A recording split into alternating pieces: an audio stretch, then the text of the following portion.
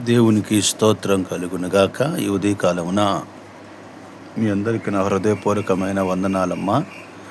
చక్కగా మీరు లైక్ చేస్తున్నారని నేను ఆశిస్తున్నాను. ఈ ఛానల్ సబ్స్క్రైబ్ చేయండి. మీ కొరకు, మీ బిడ్డల కొరకు, మీ సమస్త విషయాల కొరకు మేము ప్రార్థిస్తున్నాము. మా కొరకు కూడా మీరు ప్రార్థన చేయండి. అంత మాత్రమే కాదు కానీ మరి ఇతరులకి షేర్ చేయాలని నేను ప్రేమతో కోరుతున్నాను. ఇది గొప్ప ప్రసంగికుడినని కాదులే కానీ బైబిల్లో ఉన్న మాట ఒకటన ప్రజలకి అందాలని ఒక ఆశతో ఈ కార్యక్రమాన్ని ప్రతిదినము చేస్తూ ఉన్నానండి. మేము మీ అందరి కొరకు మన గ్రూప్లో ఉన్నవాళ్ళు, యూట్యూబ్లో ఉన్నవారు, ఫేస్బుక్లో ఉన్నవారు, ఇన్స్టాగ్రామ్లో ఉన్న వాళ్ళందరి కొరకు నేను ప్రతిదినం ప్రార్థిస్తున్నాను. మీరు కూడా మా కొరకు ప్రార్థన చేయండి. దేవుడు వాక్యాన్ని ధ్యానం చేసుకుందాం. ఉదయకాలమున వాక్యం వినటం ఎంతో ఆశీర్వాదకరం మనకి. యెహోషువ గ్రంథం 3వ అధ్యాయంలో కొన్ని వచనాలు కూడా ఒక మాట రాయబడి ఉంది. ఏమిటి ఆ మాట అంటే,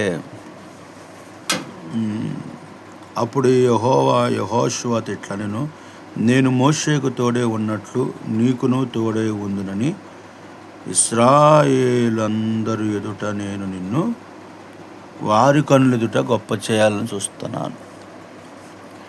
ఈ వాక్య భాగాన్ని గమనిస్తే ఆయన గొప్ప చేసే దేవుడని రాయబడింది ఇక్కడ. ప్రపంచంలో ఎంతోమంది గొప్పవాళ్ళు ఉన్నారు. వాళ్ళందరికన్నా మన దేవుడు గొప్పవాడు. ఆయన సమస్తాన్ని కలుగజేసిన దేవుడు కనుక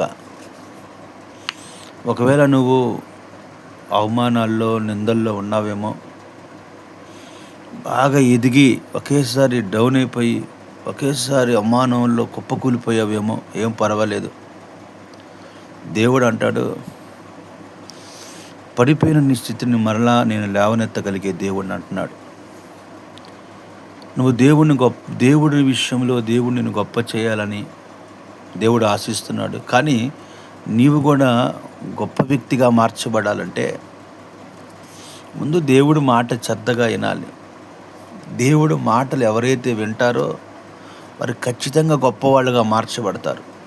చదువుకునే స్టూడెంటు చెప్పే యొక్క టీచర్ గారు కానీ, మాస్టర్ గారు కానీ చెప్పే మాటలు ఎంత శ్రద్ధ నిలుపుతారో వాళ్ళు చక్కగా మంచి రిజల్ట్స్ వస్తాయి, మంచిగా పాస్ అవుతారు వాళ్ళు.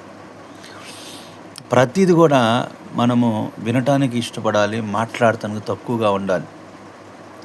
ఈ రోజున నువ్వు దేవుడి మాట వింటే నిశ్చయంగా దేవుడు నిన్ను గొప్ప చేస్తాడు. అందుకని యెహోషువతో అంటాడు, నిన్ను గొప్ప చేయ మొదలు పెట్టబోతున్నా నేను. నా మాట విను. నేను మోషే తోడే ఉన్నా, నీకు తోడే ఉంటా. నా ధర్మశాస్త్రాన్ని జ్ఞాపకం చేసుకో, నా మాటను నీ హృదయంలో భద్రపరుచుకో అని యెహోషువతో దేవుడు మాట్లాడాడండి.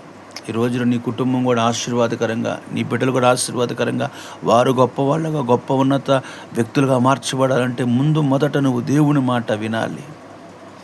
అప్పుడు దేవుడు నీ జీవితంలో గొప్ప చేయ మొదలు పెడతాడు. అనేకులు ఎదుట నిన్ను గొప్ప వ్యక్తులుగా చేస్తాడు. రెండోది మనం చేయాల్సిన పని ఏంటంటే, మనము దేవుడి దగ్గర జ్ఞానాన్ని కోరుకోవాలి.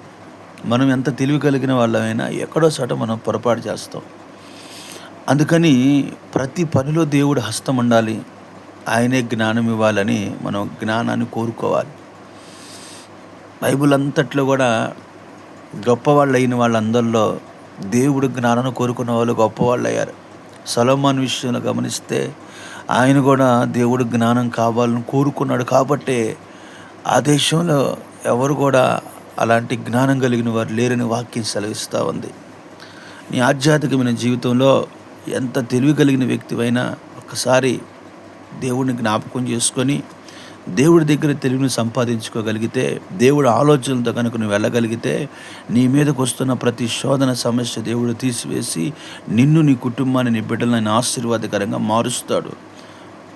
అట్లాంటి ఆలోచన కలిగి నువ్వు ముందు కొనసాగించబడితే నీ పట్ల గొప్ప మేలు ప్రభు కలగజేస్తాడు. పరిశుద్ధుడైన తండ్రి, ప్రేమ కలిగిన నాయన, ఇదిగో గొప్ప కావాలనుకుంటే వేటి ద్వారా కాదు కానీ నా ప్రభా, నా తండ్రి, నీ మాట వింటే ఖచ్చితంగా గొప్పవారం అవుతాం నాయన. అంత మాత్రమే కాదు, గొప్పవారం అవ్వాలంటే నీ జ్ఞానాన్ని మేము సంపాదించుకునే కృపను మాకు దయచేయండి. నీ బిడ్డలు ఎటువంటి ఆపదలు, అనారోగ్యాలు, సమస్యలతో ఉన్నారో అవన్నీ దూరపరచండి అయ్యా. పండుగ దినాలు నాయన, క్రిస్మస్ దినాల వరకు సంతోషాన్ని, ఆనందాన్ని కలగచేయమని యేసు నామములో ఈ ప్రార్థన మీకు సమర్పించి, ఏకీభవిస్తున్న వారు, సబ్స్క్రైబ్లో లైక్ చేస్తున్న వారు, ఈ ఛానల్ను ప్రోత్సహిస్తున్న ప్రతి కుటుంబాన్ని కూడా మీరు దీవించి ఆస్వాదించమని యేసు నామమున ఈ ప్రార్థన మీకు సమర్పించుతున్నాము తండ్రి. ఆమేన్. ఖచ్చితంగా మీ సమస్యలు ఏమైనా ఉంటే కామెంట్ రూపంలో పెట్టండి ప్లీజ్.